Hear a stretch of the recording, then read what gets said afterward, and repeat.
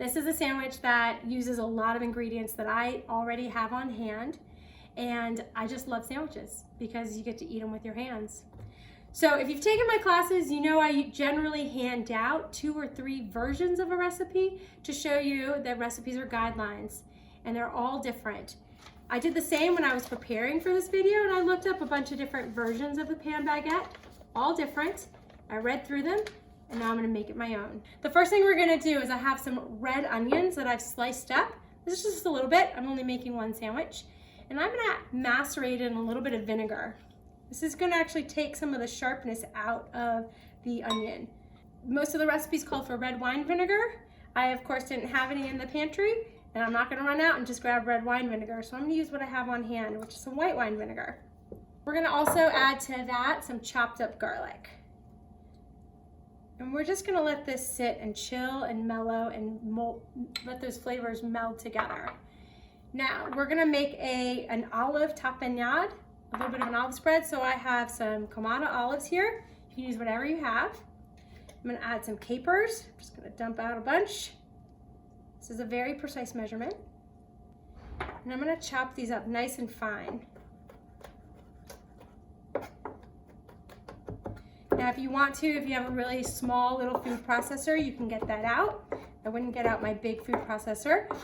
But if you also like this olive spread, you can make a whole bunch of it. Just spread it on a cracker, right?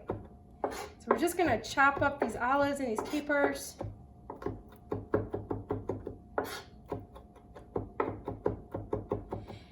Now what I'm gonna use next is, I'm gonna use some anchovy paste. If you have a tin of anchovies, you would then add them to this and also chop those up nice and fine. But one of my secret weapons in my refrigerator is anchovy paste. A lot of times if I feel like a dish is missing a little bit of umami or it just needs a little bit of extra special something, I'll throw in a dollop of anchovy paste. If you are a vegetarian and you don't eat anchovies, you could add in a bit of miso. It would be a great way. It is a little sweeter, so I would taste it first.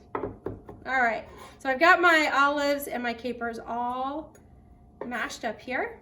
So again, anchovy paste, creamed anchovies. We're just gonna give it a good squeeze, however much you like. Now this is really salty, so I'm not gonna need a lot of other seasoning. I'm gonna also throw in some parsley, some good fresh herbs. This sandwich is so easy. That's why I love it. You can use whatever you have on hand. Some of these recipes called for bell peppers or cucumbers. It's a lot like a niçoise salad. So if you have some leftover potato from last night's dinner, slice that up, throw it in there. Leftover green beans. This is just one particular version. Now I'm gonna take this beautiful olive tapenade that I have, and I'm actually gonna mix it in with my red onions and my garlic. You could keep them separate if you wanted to. Both work. A couple of other quick ingredients that I have already. I've got some tomato that's sliced up. Tomatoes aren't exactly in season right now, but I found the best one that I could. Again, you don't have to use them if you don't want to. I bought some, I had in my cupboard some tuna in a package. If you have tuna in oil, that's great to use, or any kind of canned tuna that you have. Or again, if you don't, you can skip the tuna. You can use tofu, you can use chicken, whatever you'd like. And of course, I'm gonna use some hard-boiled eggs. For my hard-boiled eggs, I dropped them into boiling water and I cooked them for about 12 minutes. The best way to get the shell off of a hard-boiled egg, crack it all up and use my favorite tool, my thin edge spoon.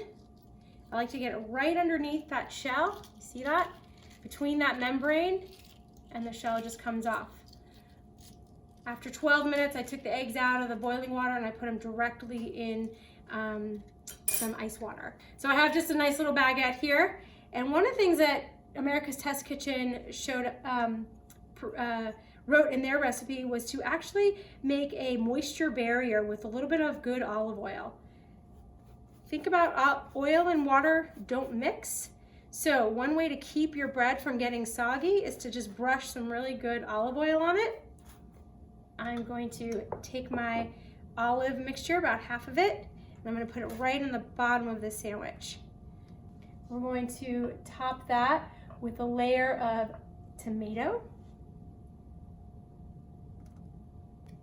The nice thing about the packets is that the tuna comes out pretty dry. Would also be really good is like salmon that you've already cooked. Pretty much anything. Let's get some protein in there. Beans, if you want. Beans would be great. All right, and then we're gonna take our hard-boiled egg, and I'm just gonna slice it up. And again, if you don't like egg, don't put it on there. This is your sandwich. You don't have to. You don't have to do anything you don't want to. All right, and then the last bit, I'm gonna add more of this olive mixture right on top. And then we're just gonna close this up. Now, if you want to, you can wrap this in plastic wrap. You can squish it down so the flavors have a good long time to melt, or you can just eat it right away.